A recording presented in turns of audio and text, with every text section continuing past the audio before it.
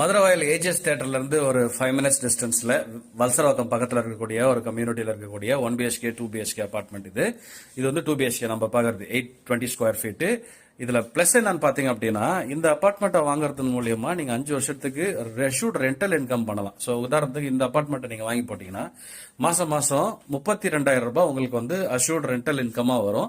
உங்களுக்கு எந்த கவலையும் பட தேவையில்லை. நீங்க வந்து யாரையும் போய் நீங்க வந்து பார்க்க தேவையில்லை, மெயின்டெனன்ஸ் பண்ண தேவையில்லை, எதுவும் பண்ண தேவையில்லை. இவங்களே எல்லாமே பண்ணி கொடுத்துருவாங்க.